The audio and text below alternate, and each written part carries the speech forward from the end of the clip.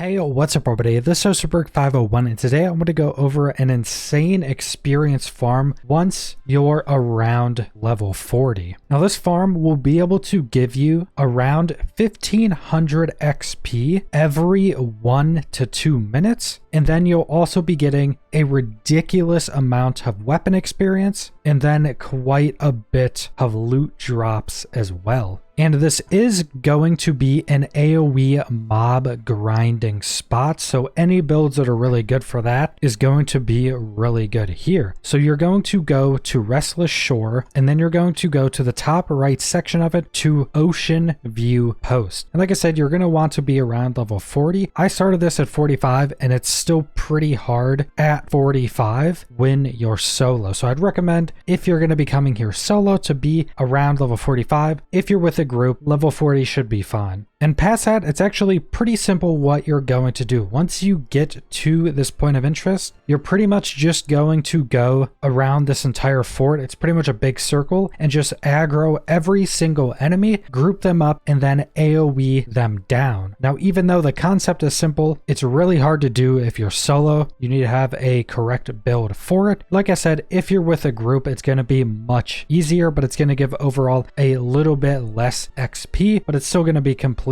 worth whichever way you decide to do it. And from pulling this entire point of interest, killing all the enemies, you're going to get around 1500 experience, which is absolutely ridiculous because they'll spawn, I think, in exactly a minute after you kill them. So then you can group them all up again. So like I said, 1 to 2 minutes, you'll be able to kill them all every time in that amount of time. And then past just that character experience, like I said, you're going to get a ridiculous amount of weapon experience. I started leveling up my magic weapons doing this, and they're both at 15 plus. I think my Frost Gauntlet is almost maxed out now, and that's only from a few hours of doing this. Then past that, you're also going to get a ton of loot. You're going to get a ridiculous amount of large potions, which are going to sell for a ton of gold. There's not a ton up on my server right now, but there's going to be more and more as the days go on and people start to get to this level, and people are going to constantly want these potions. Then you're just going to get a ton of armor and weapon drops, and any of the blue items I get here, I just put up on the trading post for 100 gold, and I've been selling a ton of these blue items for that 100 gold. I've made a few thousand gold just off of those from farming this spot. And there are a few tips that can make these runs much easier. So first off, set up a camp as close as you can to the point of interest. I set it up where I'm going to be killing all the enemies. So right after I'm done doing one of the runs, I can go to my camp and rest at it and heal up super easily without using any of my resources, and healing up very quickly to make sure I'm full health when all the enemies are spawning to start the next run. Next up, if you're going to be doing the solo, you're going to want a good AOE farming build.